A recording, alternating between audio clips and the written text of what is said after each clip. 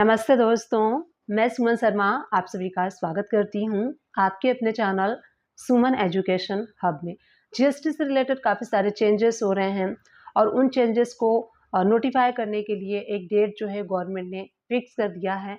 तो 10 अक्टूबर 2024 से कौन कौन से चेंजेस जो है नोटिफाई कर दिए गए हैं, नोटिफिकेशन के थ्रू मैं इस वीडियो में डिस्कस करने वाली हूँ कि किन किन चेंजेस को एप्लीकेबल कर दिया गया है 10 अक्टूबर 2024 से।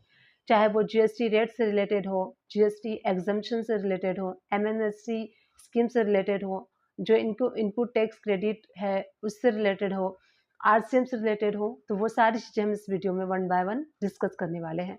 सबसे पहले मैं डिस्कस करने वाली हूँ आरसीएम से रिलेटेड जो दो एंट्री इंसर्ट की गई हैं उसके बारे में डिस्कस करने वाले हैं। तो सबसे पहला जो है नोटिफिकेशन नंबर 6/2024 जो कि इशू किया गया था 8 अक्टूबर 2024 को एंड ये एप्लीकेबल हो जाएगा 10 अक्टूबर 2024 को। इसमें जो मेटल क्राफ्ट होता है वो अगर सेल कर रहा है कोई अनरजिस्टर्ड पर्सन है और वो मेटल क्राफ्ट को सेल कर रहा है किसी रजिस्टर्ड पर्सन को, तो जो रजिस्टर्ड पर्सन है यानी कि जो रिसिपिएंट है उसकी लायबिलिटी हो जाएगी अंडर रिवर्स चार्ज में, अंडर आरसीएम में टैक्स पे करने की। मान लीजिए कि मैं सेलर हूँ मेटल क्राफ्ट की और आप बायर हैं, तो मैं अनरजिस्टर्ड हूँ और आप रजिस्टर्ड हैं, तो आपकी इस केस में आप रिसिपिएंट होंगे, आपकी लायबिलिटी हो जाएगी अंडर रिवर्स चार्ज में टैक्स को पे करने की। सेकेंड जो आरसीएम की एंट्री है वो है नोटिफिकेशन नंबर 9/2024 और ये भी एप्लीकेबल हो जाएगा 10 अक्टूबर 2024 से। ये जो आरसीएम जो सर्विसेज है rent of any property other than residential duelling, यानी कि कोई भी ऐसा अनरजिस्टर्ड पर्सन है अगर प्रॉपर्टी रेंट पे देता है किसी रजिस्टर्ड पर्सन को, तो रजिस्टर्ड पर्सन इस केस में रिसिपिएंट होगा और जो रजिस्टर्ड पर्सन है उसको रिवर्स चार्ज के अंडर में टैक्स पे करना है। तो ये दो आरसीएम की एंट्री हो गई जो मैंने डिस्कस की। नोटिफिकेशन नंबर 6/2024 जो कि मेटल क्राफ्ट के सेलिंग के लिए है और नोटिफिकेशन नंबर 9/2024 जो कि rent of any other property के लिए है।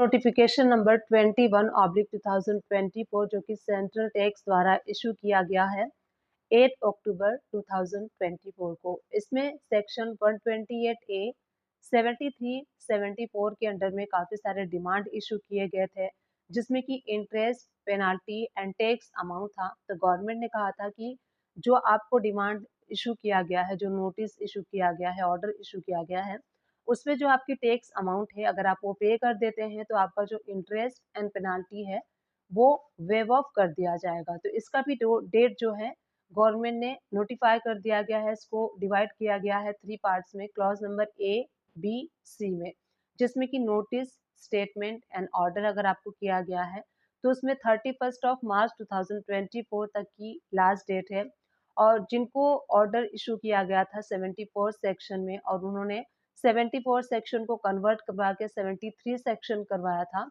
तो इसके लिए जब उनको ऑर्डर इशू किया गया था उससे 6 मंथ के अंडर में ही उनको टैक्स अमाउंट जो है डिमांड का वो पे कर देना है। तो इसका बेनिफिट आप ले सकते हैं और इसका जो इंटरेस्ट एंड पेनाल्टी है वो आपका वेव ऑफ हो जाएगा। नोटिफिकेशन है 22/2024 जो कि सेंट्रल टैक्स द्वारा 8 अक्टूबर 2024 को इशू किया गया है। इसमें अगर आपके पास ऑर्डर आया है, आपने जो इनपुट टैक्स क्रेडिट है वो रॉन्ग अवेल कर लिया था, तो उसके अगेंस्ट में अगर आपके पास ऑर्डर आया हुआ है तो आप उसको रेक्टिफाई कर सकते हैं। आपको फॉर्म जो है वो ऑनलाइन एप्लीकेशन जो है वो ऑनलाइन फिल करना होगा। फॉर्म अवेलेबल हो जाएगा और 6 मंथ के अंडर में जब ये फॉर्म अवेलेबल होगा तो 6 मंथ के अंडर में आपको एप्लीकेशन देना होगा और डिक्लेरेशन देना होगा कि आपने जो आईटीसी क्लेम किया था, अवेल किया था, वो रॉन्ग था और आप उसको रेक्टिफाई कर पाएंगे। और जिस ऑफिसर ने आपको ऑर्डर इशू किया था उनके पास 3 मंथ का टाइम होगा। 3 मंथ के अंडर वो आपका जो ये केस है वो सॉल्व करेंगे। बस आपको जब ये फॉर्म अवेलेबल हो जाएगा तो आपको फॉर्म जो है वो अप्लाई कर देना है एंड 6 मंथ के अंडर में आपको अप्लाई करना है और डिक्लेरेशन भी वहाँ पे आपको देना है। जब ये फॉर्म अवेलेबल हो जाएगा पोर्टल पे तो मैं आप लोग के साथ शेयर करूँगी कि कैसे इस फॉर्म को आपको फिल करना है।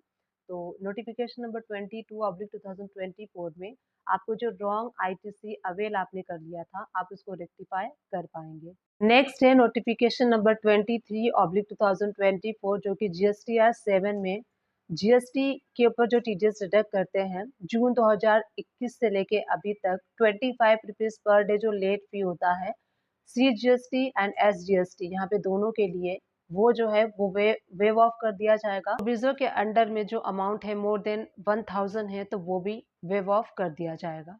जीएसटी की कुछ प्रोडक्ट के रेट जो है वो चेंज किए गए हैं नोटिफिकेशन नंबर 5/2024 जो कि एप्लीकेबल हो जाएगा 10 अक्टूबर 2024 से। इसमें जो नमकीन होता है और फेवरी फूड प्रोडक्ट जो होता है इसका रेट जो है वो रिड्यूस कर दिया गया है 18 से 12 कर दिया गया है।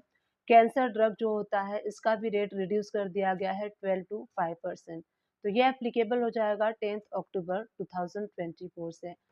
नेक्स्ट है नोटिफिकेशन नंबर 7/2024 जो कि एप्लीकेबल हो जाएगा 10 अक्टूबर 2024 से। और ये किसके लिए है? Transportation of passenger with and without campaign beggar by air in a helicopter और सीट शेयरिंग। तो जो सीट शेयरिंग की जाती है उसके लिए जो टैक्स रेट है वो 5% कर दिया गया है। अगर आप इनपुट टैक्स क्रेडिट लेते हैं तो ओल्ड ही रेट रहेगा, विदाउट इनपुट टैक्स क्रेडिट ये 5% है। तो नोटिफिकेशन 7/2024 अगर आप रीड करना चाहते हैं तो आप रीड कर सकते हैं। से नोटिफिकेशन नंबर 8/2024 जो कि सेंट्रल टैक्स का नोटिस है। इस नोटिफिकेशन में नोटिफिकेशन नंबर 17/2017 को चेंज किया गया है।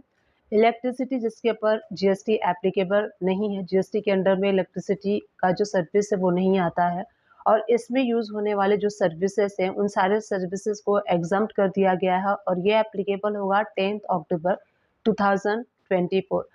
Supply of service by way of providing metering equipment on rent testing for meter transformer capacitor etcetera releasing electricity connection. तो ये इलेक्ट्रिसिटी से रिलेटेड जो सर्विसेज है वो सारे एग्जम्प्ट कर दिए गए हैं नोटिफिकेशन नंबर 8/2024 में।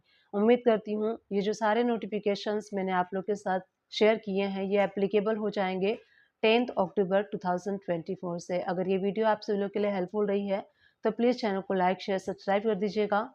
Thank you for watching.